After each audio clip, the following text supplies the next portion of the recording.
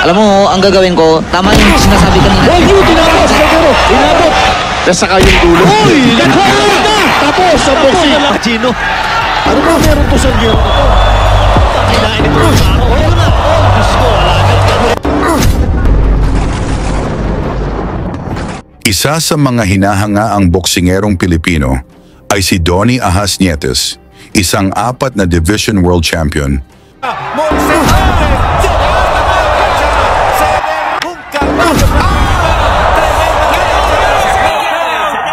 At si John Riel Cuadro Alas Casimero na isang 3 Division World Champion. Ngunit alam nyo ba na may isang matapang na Mexican boxer na dumayo pa sa Pilipinas upang hamunin ang dalawa para sa kanilang world titles?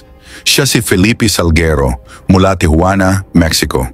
Matapos nakuha ni Nietes ang titulong WBO Light Flyweight kontra sa isa ding Mexican na si Ramon Garcia sa laban na naganap sa University of St. LaSalle Coliseum, Bacolod City. Via unanimous decision, dumayo dito sa Pilipinas itong si Felipe Salguero na nagmula sa Tijuana, Mexico upang makaganti at hamunin ang titulo ni Nietes. Ang labanang Nietes kontra Salguero ay para sa depensa ni Nietes sa WBO title na naganap sa Resort World Hotel sa Pasay City, Philippines. Sa labanang ito talagang matindi ang palitan ng suntok na umabot hanggang 12 rounds kung saan nakitaan talaga ng tibay itong dayong Mexicano na panalo man ni Nietes ang laban sa dikit lang na unanimous decision. For the winner and still WBO Junior Flyweight Champion of the World from the Philippines. Nakalipas lang ang isang taon, muling nagbalik sa Pilipinas para sa titulo ang kampo ng Mexican na si Felipe Salguero upang sagupain naman ang IBF World Light Flyweight Champion na si John Riel Casimero. Akala ni Salguero, madaling laban lang ito si Casimero kumpara kay Nietes na para bang napanigurado na nito ang titulo. Ang hindi niya alam mas mabangis pa kay Ahas ang Pinoy na kanyang makakaharap. Tara mga tol, ating panoorin kung paano binugbog ni Casimero at pinabagsak ng 3 beses at tinapos na sa round 11 itong si Salguero. Ang laban ng Casimero may 18 na panalo, 2 talo at 10 knockouts kontra Salguero. May 18 na panalo, 4 na talo at 13 knockouts. Ito ay pangatlong depensa ng Cuadro alas sa IBF Flyweight title na naganap sa Makati Coliseum, Philippines. Sa umpisa ng laban, sinubukan na kaagad ni Salguero ang tibay ng bodega ni Casimero. Ngunit hindi nito natinag si Cuadro alas Salguero, kung maalala natin nung June 2012, dito rin sa Pilipinas, nung nakatapat ito si Salguero, si Donnie Ahas Nietes. Bago matanalo si Donnie Nietes noon ng unanimous decision, hindi naging madali para kay Nietes ang makalaban. Nakita mo, Denver, unang tinarget ni Salguero, yung katawan. Unang tinarget ni Salguero, yung katawan ni Casimero. Oo, dahil nga alam niya, nagbawas si Casimero ng 1.5. Kasi pag start ng first round, ang mga Mexicano hindi nagtatarget ng mukha talaga. Karamihan, puro katawan. Salguero para humiga lang basta-basta, although he got tagged yung corner man na isa ni John Riel Casimero. So kaya yun talagang pinupuntasin ng prize.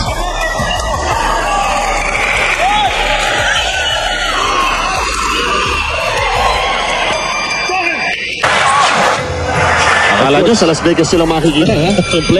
Kompleto ang dalawang bata. mainit pa rin ang palitan ng suntok dito sa sunod na round mga tol, kung saan gustong makakuha ng impresibong knockouts ang dalawang fighters. Dapat siguro silipin ng ating kanya kasing trainer, si Pedrin Mora. Yan ang gusto ng ating kanya kasing trainer, si Pedrin Mora. Kailangan i-engage mo siya saka sa makikipagpalitan din siya. Pag nag-prepare ka dyan, may video na, may YouTube na ngayon, di ba dapat? Kaya lahat ng Mexicano nakakalaban ko, natatakot. Marky, alam ng pagkakaintindi. Siap ta ko na, sit up na to, man. Alam mo ko sa batik tiro ng pop, pwede ka gumigil. Kasama kay Denver, parehong rounds sa atin, rounds 1 and 2 ay sa panig. sa dalawang magkatapat natin sa ibabaw ng ring. Casimero. Maganda na uppercut. Connect tayo. Hindi ko namin kita ang senyales na si Casimero ay apektado ng kanyang pagbibiga kahapon ng isang kalahating guhit. Di pa ready at malaking gastos pasado para i-risk nila ang corona na ididepensa muli nitong si John Riel Casimero at itong ating kampiyon na ito. 23 anyos lang po. Originally from Ormoc na si John Riel Casimero. Naapektuhan doon sa pagbawas ng timbang. Ito si Casimero hindi pa nag-reflect dito sa ating... Hindi talaga pagdunakot katawan agad. Ano yung ibang tinatas? Itong si Salguero para kumunod ka dahil kanina. Pero kundi mabigahin Ayun tinitira lahat Keith. Bumobomba ngayon. Ito si Felipe sa... Motigahin Ayun tinitira lahat Keith. Bumobomba ngayon. Ito si Felipe Salguero to try and close out this round in an emphatic way.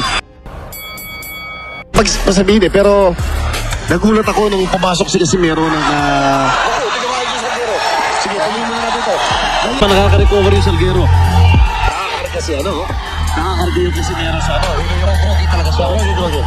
Masaktan. Dapat hindi nabigyan ng pagkakataon makarecover dito ni John Riel. Dapat bombahin na niya ngayon. Kung matatapos siya rito, mas advantage sa kanya dahil the longer the fight goes, baka magiging delikado yung Salguero. Diyan natin malalaman yung conditioning ni Casimero. The longer the fight goes, baka magiging delikado yung Salguero. Diyan natin malalaman yung conditioning ni Casimero. Ganda kaliwa. May jelly pa rin. Jelly pa rin yung legs dito. Ayun Tumitiklop yung tuhod, Gino. Pero kumukonect tayo mga uppercut dito. Yung Salguero sa bodega ni Casimero, Ayun na naman yung kaliwa. Sa kalagitnaan ng laban mga tol, palaban pa rin ang dalawang fighters. Ang Mexican habang tinamaan mas lalong tumatapang. Yung niya, at saka nahuli ni Salguero to. Yun yung question ko kanina Palagay ko iniinda na. Masakit na dyan ito. Napakaraming sinalusuntok ang kalaban natin. Kung paano papalusutan ang suntok ito si John Riel. Yung 6 onwards. Yung pataas. Kasi nakita mo, sakit talaga yung tinatago niya ng pilit yung katawan niya. Ibig sabihin, mababa na naman. Hindi nakikita niya. Yung kabila. Nakalisa dapat pilit yung katawan niya. Ibig sabihin, mababa na naman. Hindi nakikita niya. Dahil nga, yung dito sa kabila. Nakalisa dapat umangulo siya dito. Alam mo, ang lilit ng kalaban naglalaban Wala sa posisyon. Napakarami nang nailulusot na low blow. Itong si Salguero. Malalim yung hinga. Backpedal na dito sa... Saka battered visibly by that shot. Then ikaw na boksingero. Shoot ng shoot sa katawan mo, anong gagawin mo? Alam mo, ang gagawin... Shoot ng shoot sa katawan mo, anong gagawin mo? Alam mo, ang gagawin ko, tama yung sinasabi ko nila. Mula sa kombinasyon ni Casimero, bumagsak si Salguero dito sa ika-8 round, ngunit nakatayo agad ito at lumaban. Alam mo, ang gagawin ko, tama yung sinasabi ko nila. Tinapos, Salguero! Tinapos! Nasaka yung dulo. Tapos ang boxing. Pang 2 minuto. Ginusto yun. Reserva sa suntok, reserva sa lakas. Quality, imbis na quantity. Combinations galing dito kay Casimero. Connecta na naman yung uppercut na yun.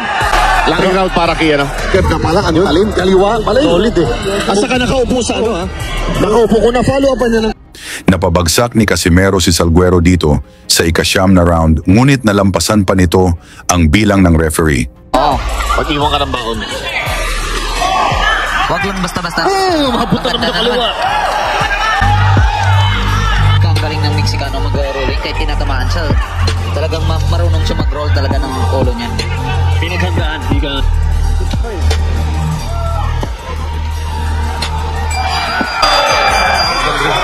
Boxing.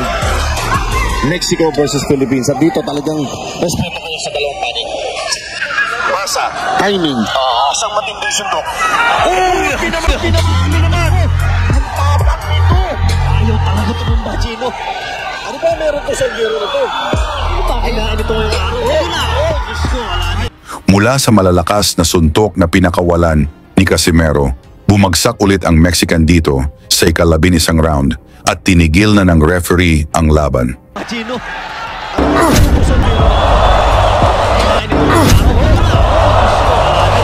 Tinigil na. That is it.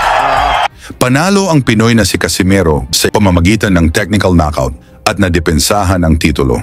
Salamat sa inyong suporta sa mga OFW at boxing fans.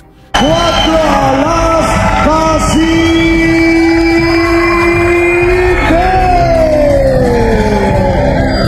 Lagi niyong sundan, huwag magpapahuli.